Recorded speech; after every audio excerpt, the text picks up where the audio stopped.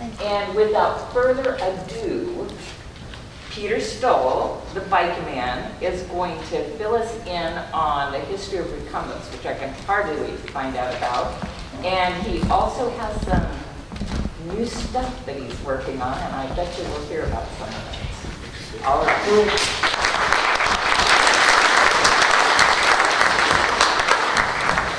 Hi. Well, I have been apparently officially dubbed master of all things obsolete with recumbents. So this fits right in with my talk today. I'm just excited about that. Now here, I'm going to sit down for some of the time. When I get excited, I'll stand up and wave my arm. You can wake, I'll wake up when I stand up. So this is the Charland recumbent. I don't think Easy Street carries this one. But it's 1896. It's certainly the earliest. It's also the only one we have depicted in a drawing, not a picture. Did anybody see anything out of scale on this? Yeah. Like they can't reach the pedals or, God forbid, the ground. Right? But, you know, at least somebody thought of it and drew it. Whether they built it or not, I really don't know. Others in this room may know, but I don't. But anyway, it's as far as I know, Leonardo didn't draw one, so he missed that one. Other than that, he did real good. The next one, this is 1895, and it's English, and we have sort of the same issue with reaching the ground, but that's a photograph, so we believe it really happened. I found a write-up in a magazine with a review, an 1895 magazine, and it said that, let's see how much I can quote it. It remains for an English mechanic to come up with a comfortable bicycle. And this bicycle was made for a customer who liked it so much that he had 12 more built. So it's a production bike, right? Yeah, sure it is. And Recumbents, some years that wouldn't be the smallest maker brand in this country.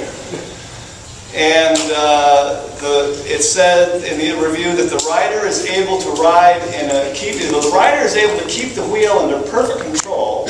Now they were called wheels back then, from the high wheel days. The rider is able to keep the wheel under perfect control and describe a smaller circle than a standard bike. So you can ride in a smaller circle on this bike than a traditional bike from 1905. And then it also went on to say that the woman's bike is meeting with particular success, although they're identical. Whatever. Anyway, there it is. And notice the back of the seat looks like it should be in a rowboat or something. But, there it is. So there you go. And it's below seat steering. All right, here's below steering. Now we're off to 1914. I should get a better picture of this one. But it's a long wheelbase bike. Notice it has linkage steering, which is one way to get around tiller on a long wheelbase above seat steering bike. Also, the rear derailleur looks like one I have on a 1933 French woman's bike. So that's kind of interesting. And I believe it's a European bike, but I actually had I took these off my web page once we left home. We've been on the road for 4,000 miles. Actually, we're on our way back from California. Now we're from New York. And so I wrote this out of memory, and there are no doubt details missing. I wrote it when we had very little internet access, so that's my excuse and I'm sticking to it. Now the next one's particularly interesting.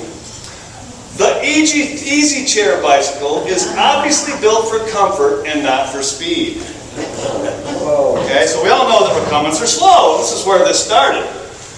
One interesting thing about this bike, it's a long wheelbase, and notice here there's a universal joint. So that's another way to get away from tiller with a long wheelbase bike. What's typically done to get, you know what I mean by tiller? You're steering and you're steering like this to turn one way and like that to turn the other, and that's really annoying. So what they typically do with a long wheelbase bike is they rock the head angle back some like this, and that brings the handlebar pivot closer to you. So you're doing a little bit, but not as much. With a linkage steering, like the previous picture, or the ball joint, or whatever sort of joint they have there, I think it's a universal joint, I'm not sure, that would get rid of that problem. So remember, recumbents are slow. It's 1919 and recumbents are slow. But now it's the 30s and we're in France and they're practical. It has a headlight. It has fenders. It has a mid-drive.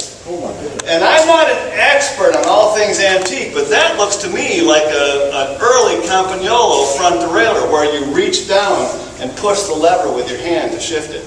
So I think that there's a mid-drive with a derailleur on it, and I'm sticking to it.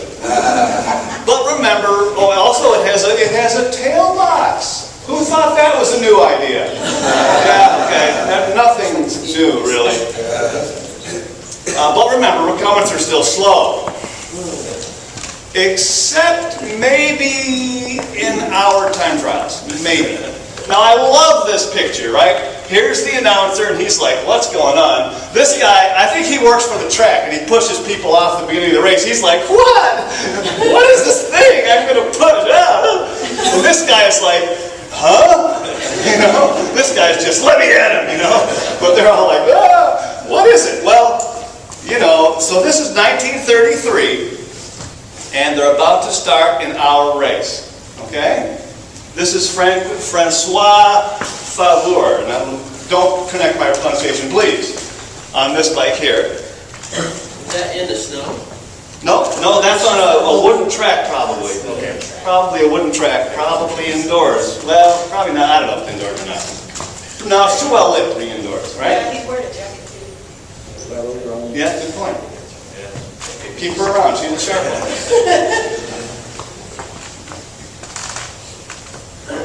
The next thing that happened was that he set a world record in that race. And this was a UCI sanctioned event, and to the UCI's honor, they did not outlaw recumbents for almost a year after that. Then they outlawed recumbents. So, you know, and not like this is a new thing. I mean, it's an old thing, right? But Tim Brummer from Lightning Recumbents was racing a Dutch bike in a time trial in California 4 or 5 years ago. And the rule then, according to the American, not UCI, what's the American version of the UCI? Them, okay? Those guys. Their rule was a bike couldn't be more than 3 meters long, I think. So he modified the bike with a 24-inch rear wheel. And he was just tall enough that when he was on the bike, it was just under that length, and he was able to enter the race. And he won his age group and almost set a new national record for his age group. And this time they waited 2 years to outlaw him. So, yeah, anyway. But they're so slow. You know, they're just really slow recumbents.